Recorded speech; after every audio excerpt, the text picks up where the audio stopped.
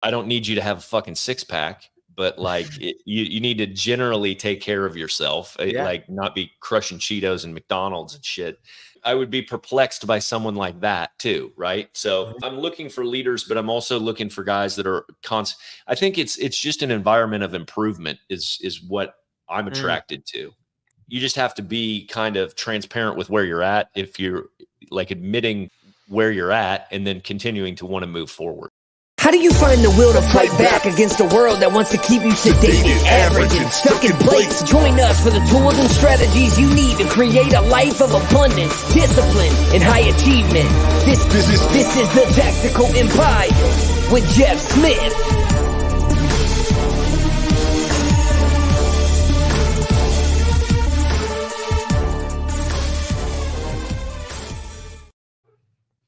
Welcome to another edition of the Tactical Empire. I'm joined today by Sean. What's up, man? How are you, dude? We'll get it. I called you Joe on the last episode, so it's all good. We can stutter back and forth here. But hey, I just paid my silent business partner today. It is tax day, baby. Tax day. Yes. Make sure you pay them or they gonna be coming for you. I didn't even know it was April 15th. It didn't occur to me. So, oh, well, it says it on your phone. Check the calendar. It'll tell you. It'll tell you. There we go. There we go. Yeah, tax man. You paid him. Good. I paid him. I borrowed money to do it, though. Yeah. We already know that, though. If you listen to our episodes, I borrowed money from my life insurance policies to pay the tax man, and that means my money went untouched, continues to grow. And then throughout the year, I will take the money that I set aside for taxes and I will pay down my life insurance loans back into my own family bank. So anyone, that is not the topic for today. But if you are a person that's interested in keeping more money in your system and growing it over time, not just focusing on money over 90 to 365 days and making your accounts go to zero, hit us up. Listen to our episodes. We are big fans of staying in control of your money. We're big fans of when you need to pay your taxes. We do not try and evade our taxes that we are obligated to pay. If we are following the tax law, we want to minimize them as legally and ethically as possible. But when we do have a dollar that's due, we will pay it, but we will borrow to pay it. What do you think, Jeff? I think people are confused by that, but I think it's spot on. That's how you should do it. Well, that's why they need to go back and listen to the other episodes. That is not the topic for today, Jeff. But we want to talk to people who are leaders today. I don't care what you're leading. You might be the leader of a T-ball team.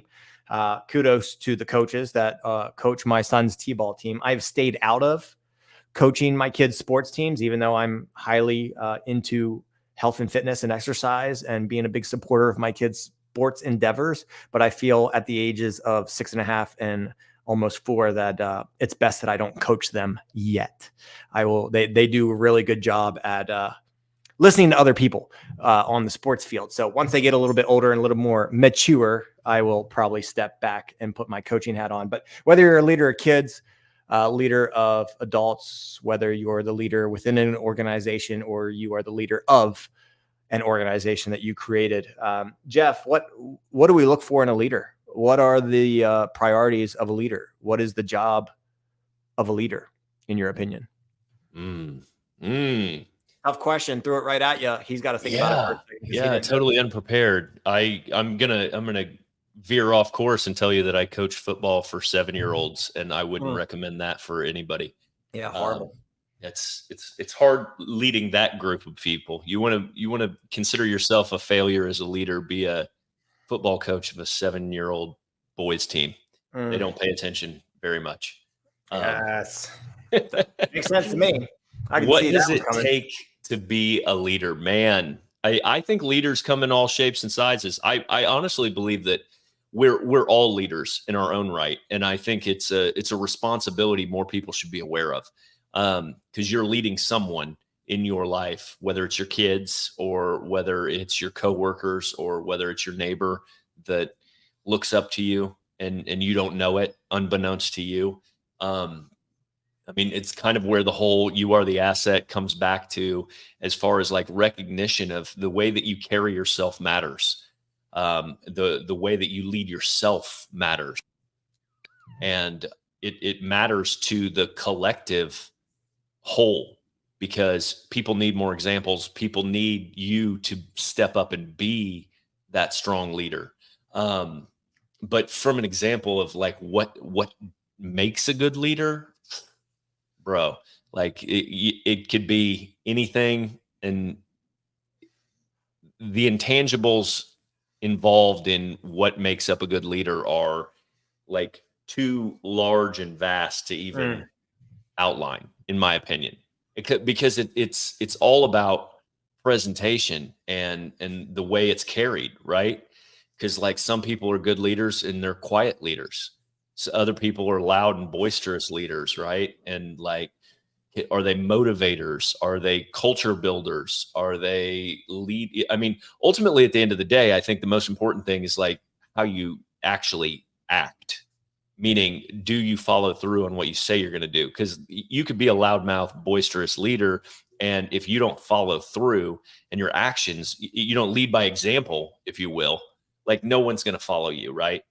And so, I think that, oh man, this is a huge topic. I want to hear what you have to say. What are the qualities of a good leader? Yeah, I mean, I don't think there's any perfect answer, but it's really like what experience have I had and what do I look for in a leader? I mean, I think a leader is not a title, or just because you have a title, you're not a leader. I mean, we can all point to the movies that show the office boss who's an absolute dick. And it's like, I would never put myself in a situation to work for someone like that. I would be out real quick. But you just look at the word like leader. In order to be a leader, number one, you have to be going in a direction that other people want to go. That doesn't make you the leader, but whatever you're striving for, if you were imagining, again, thinking about actually leading other people, I get the whole premise of leading oneself. And that was actually going to be the topic of the day, leading oneself. But the last episode, we talked about quarterly planning. So arguably, the quarterly planning for yourself and your family is how you lead yourself. Create a vision for yourself and your family. Now, in my example here, there has to be a vision for an organization or whatever the entity is that you're leading. What is the vision? What is the destination that we're trying to get to? And then I have to have other people that want to go to that destination with me. And so in order to lead them, I have to believe that the vision is obtainable, that this is a place that we can end up in. I have to have some sort of knowledge and understanding on what steps and actions to take, the order of operations to get there. I need to understand how those steps can be maximized, meaning what is my standard in order to execute appropriately on those steps. Whether I'm the one that's going to be executing that one thing or I'm going to have someone doing it for me, I need to understand what that thing is. I need to articulate what that thing is. I need to know the standard on what that thing is. And then at the end of the day, like a leader, yeah, they come in all shapes and sizes. They have to understand other humans. They have to understand, and this is something I struggled with, Jeff, learning from experience. Again, I don't have the answer. Surprisingly, not everyone thinks the way I think. And I've had to really learn not human psychology, right? That helps, but just understanding that people are not me and I am not people. And they don't think like me and I don't think like them. I am motivated for certain things. They may be motivated by other things. The way at which I talk is exciting to some people and detrimental to others. And so the word I'm looking for is empathy, that other people have styles that they need in certain situations. And so learning more about the people and what they need in this context of whatever the baseball team or the work team or the church team or the mentorship team, what does that person need from me? But again, we are all trying to strive towards the right thing. So I think part of it is being able to paint a picture of the vision, believe in the vision, understanding, have a skill set, and know the steps and the order of operations to get to that vision. And then, like we say, a lot of things in life are rinse and repeat. So as long as you have the right people, the right steps, and the right rhythm on how you're communicating and working with these people, it is rinse and repeat. So it's a game of attrition in regards to who can keep doing the same 80% of the same damn things over and over and over again without losing focus. And again, in order to do that, you gotta do what you say you're going to do. So I believe in all those, but I think the greatest leaders, are really good at identifying the problems that are occurring on the journey, articulating those problems, or potentially asking the right questions to get other people to articulate the problem, because the leader doesn't need to know everything. Especially the bigger the organization gets, they can't. And then they're a problem solver, right? A problem solver says, hey, we can get through this. Let's work together as a team to get there. And then they take the appropriate steps. They resolve the problem, and they keep showing up. Yeah, I mean, it's a matter of, I think the best leaders are the people that allow each individual player to be their own person and not try to necessarily impart a direction. You have a shared purpose and a shared goal. That's essentially why people are around you, right? Like in general, if you're building a team or an organization, anything else, like you have to understand that you're all moving in the same direction. But what you don't want to do is stifle the greatness of the individual by projecting your biases and your behaviors and your just viewpoints on to somebody else, right? And like you have to let them be themselves, and so that they can operate at their fullest potential. And then when you as a leader see an opportunity to help or steward, like that's where they can give a little bit of input to help them optimize their production or output that they're trying to get, right? And so I mean, this is a deep question of like what makes a great leader, but some of the best leaders are the ones that can work with a hodgepodge of people. And like when you talk about not everybody's the same as you, I don't think you can be a good leader. You're not considered a good leader in my mind if you can only work with people that are similar to you, exactly the same as you, right? Yeah. Like I think that there's a certain set of values that people are attracted to about people, right? And those values may be negative qualities, but like those aren't people that are you're running around with necessarily. But like for like people I'm attracted to are like high achievers and people that want more out of life, and they're always trying to stretch boundaries, right?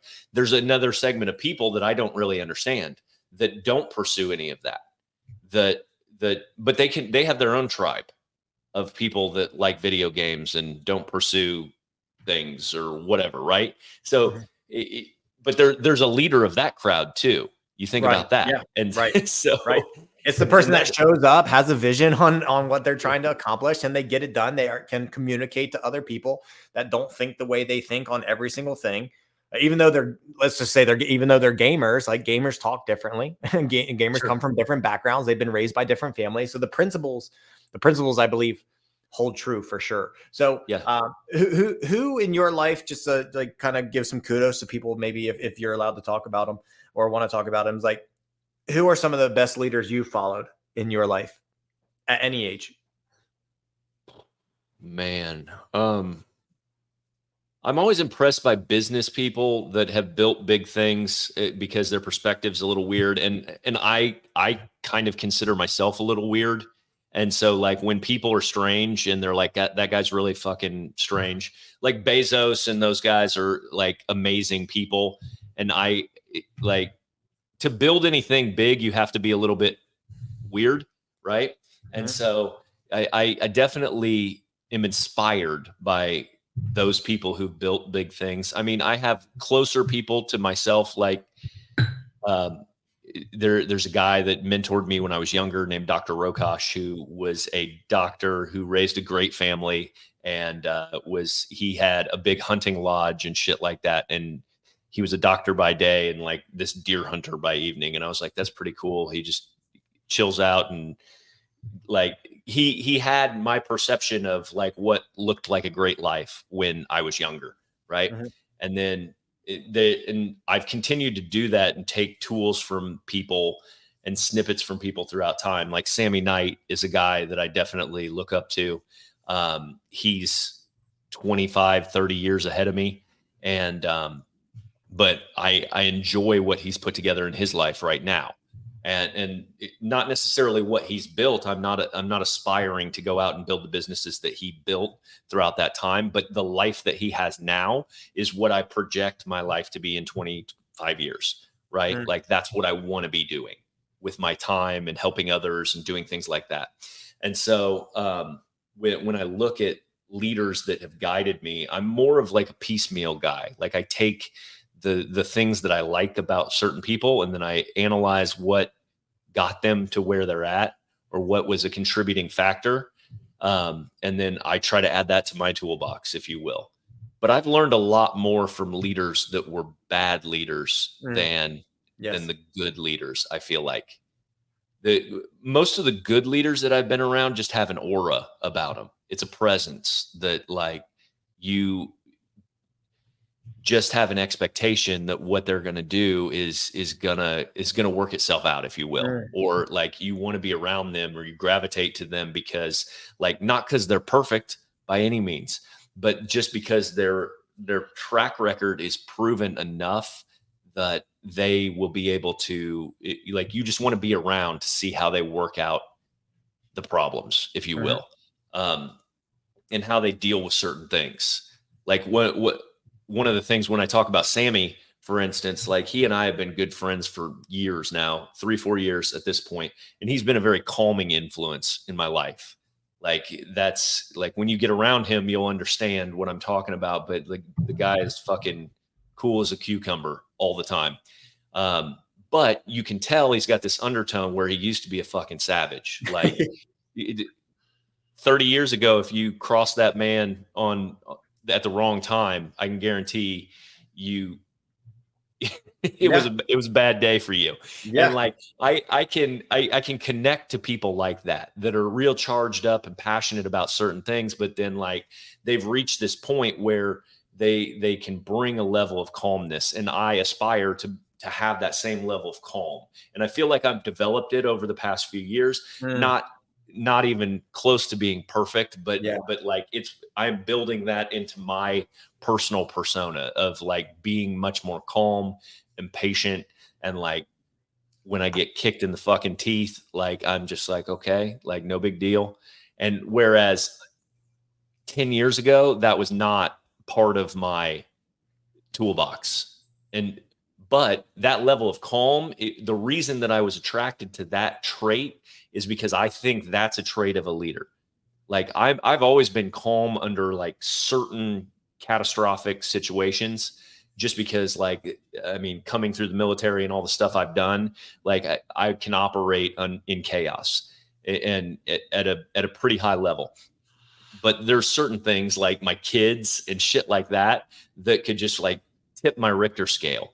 And like, I couldn't fucking hold my shit together. Dude. And so when I talk about broadening myself as a leader and like bringing in certain traits and tools, like I knew I needed to be more well-rounded in my ability to like deal with storms, if you will. Yeah.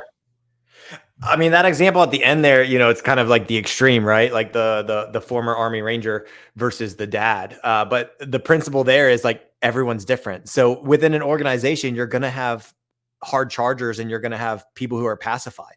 And it's funny because I tell people like it's the biggest struggle I had emotionally. Guys, all these topics matter to leadership. I promise you.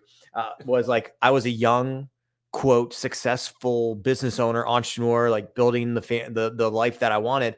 And, you know, people looked up to me and I could lead people and I started mentoring people. And then I had kids, and like to think that someone that was only 18 months old could bring me to my knees emotionally, bro, that was and has been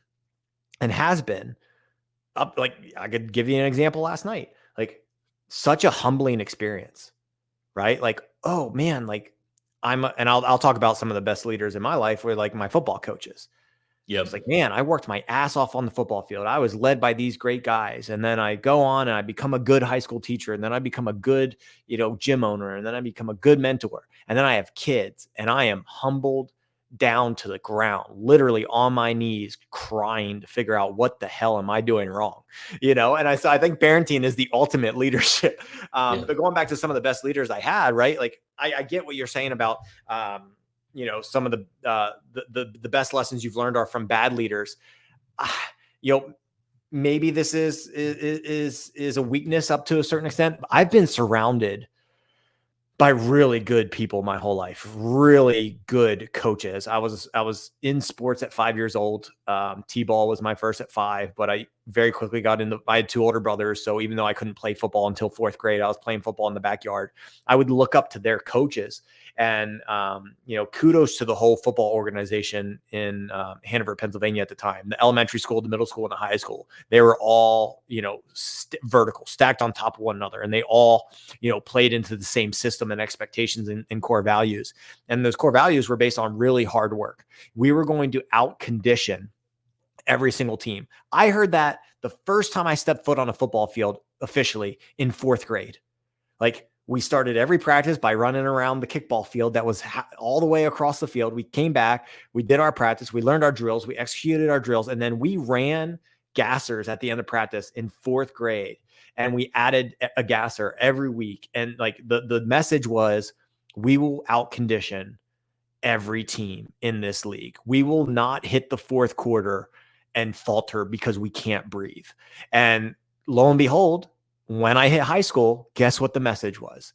We will not be outconditioned by any other team. We worked our ass off. And then I got out of that system and walked on at Appalachian State University, who was winning 1AA championships at the time. I walked on after their second back-to-back, and that was the year that we beat Michigan and won our 3rd. And guess what the message was at Appalachian State at the time? No team will outcondition us. You want to know why App State beat number 5 ranked or number 3 ranked Michigan when they had Chad Henne and the great receiver and the great linebacker and Jake Long, who was the number 1 pick in the NFL draft that year? Because we walked into a stadium of 110,000 people and we believed that the game on the field was no different. The only difference between that stadium and every other football game that us 18 to 22-year-old men played in our entire lives was that stadium had more concrete. That's it. The game was the same.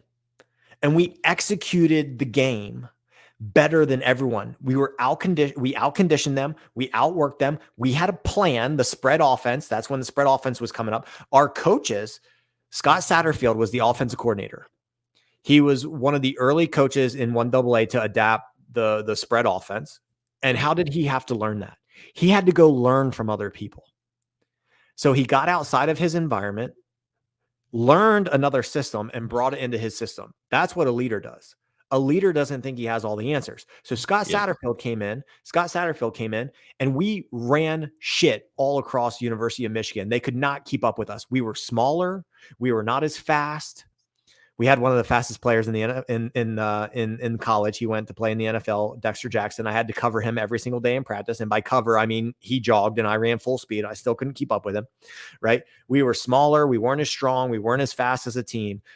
They had the bigger stadium, but the game was the same. It was football. We just executed better than them. We played a different game plan than them. And the best coach on that team, in my opinion, Scott was great. Scott's now the head coach at University of Cincinnati. I think he's only 1 or 2 years in there. He was at University of Louisville not too long ago. But one of the other coaches that I really looked up to at App State was, now Sean Elliott. He was the offensive line coach, but he ran the scout team defense against the first team offense. And so he told me what to do on a daily basis as scout team safety. He was a fireball. When you talk about fireball leader, that dude, he wasn't the head coach, so I don't think he needed to be that calm presence. He was the coach that you did not cross him. You did exactly what he was going to say. And if you didn't, his hat came off the top of his head and he had deadly accuracy with that thing from at least 20 yards away. He'd hit you dead in the face mask with it. But here's the cool thing about that fireball coach. He knew when he needed to bring it down a level with you. He knew when you were right on the edge, when you were right there at your breaking point, and then he fathered you. He brought it back down. And you guys, I don't know if you ever seen this, Jeff. Have you ever seen the college coach that's in the college pregame? Have you ever seen this on your Instagram feed? Some listeners probably have. The college coach that is walking up to his players in pregame while they're stretching and starts shoving them and they're pushing him back and it looks like he's kind of fighting them. Have you ever seen that video? Yeah. Yes. That's Coach Elliott. Yeah. That's when he was the assistant at the University of South Carolina and Steve Spurrier resigned. He became the interim coach. And then the next year he got hired as the head coach at Georgia State. And that video went viral because no one ever saw a head coach pushing his own players. And he started and he grabbed the face mask of the one and ripped it. And you knew that was out of respect. Like his players knew that's right. him. And he was getting them fired up. Right. And that doesn't work in all settings, but it worked for him.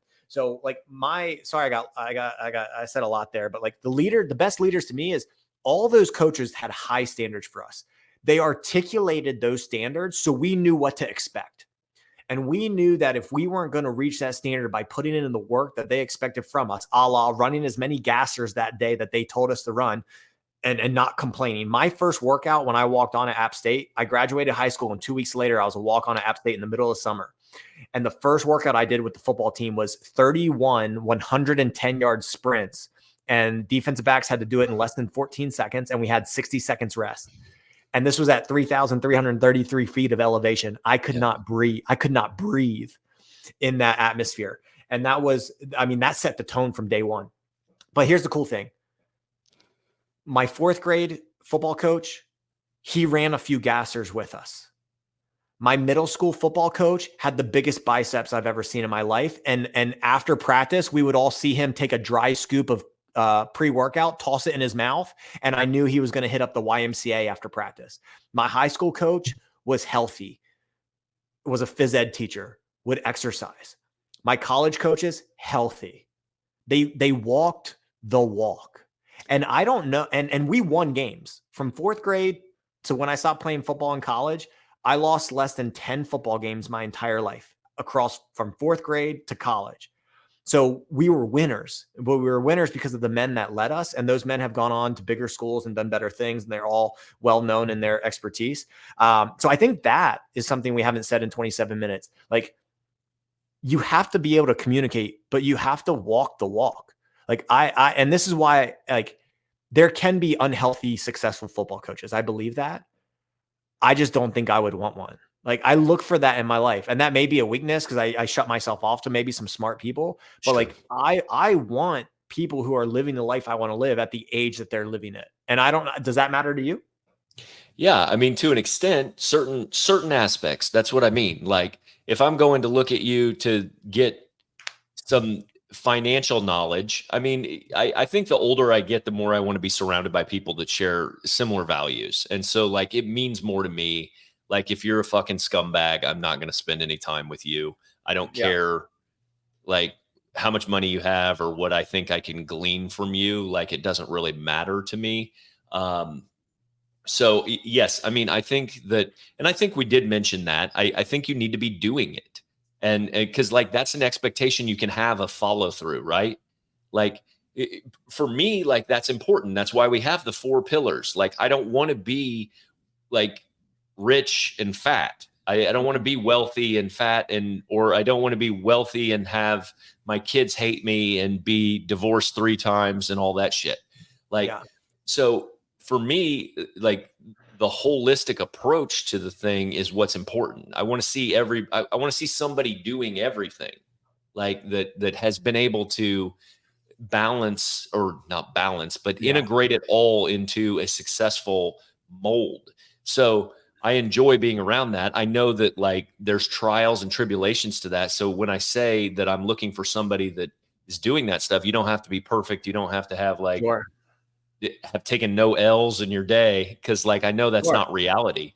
And there's a lot of lessons to be learned there from those guys. And so, but when I talk about somebody that follows through and does that stuff, like I have an expectation that you're holding your standard, if you will. And so like, yes, I think that that's important. Yes. I think that, but I mean, it's not all about fitness and shit like that. Right. Sure. I mean, I don't need you to have a fucking six pack, but like you need to generally take care of yourself, Yeah. like not be crushing Cheetos and McDonald's and shit. Like I would be remiss. I would be perplexed by someone like that too. Right. So I'm looking for leaders, but I'm also looking for guys that are I think it's just an environment of improvement is what I'm attracted to. Sure. Like you just have to be kind of transparent with where you're at. If you're like admitting where you're at and then continuing to want to move forward. That's what I'm passionate about with anyone that's in my circle too. Like I don't hold you to a standard of perfection, but I do want you to be improving or aspiring to improve that. Sure. So if like I'm running around with somebody that's out of shape or overweight, like my expectation is that person is getting in shape and taking themselves seriously. Otherwise, like you shouldn't be regressing because I won't have you around me. Boom. I love that environment of improvement.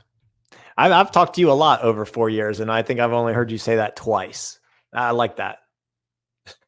Environment of improvement. I'm a marinate on that. Jeff, anything to send the people out? No, man. No. I hope everybody has an amazing tax day and kicks ass and keep on earning that money and paying them taxes because we need it, folks. We know it goes to some really good things, don't we? Join us at the Tactical Empire community on Facebook. It's a free group. Ask us any questions you have. Give us some topics for podcasts, and we are happy to discuss. Have a great week and keep kicking ass, making the world a better place. See ya.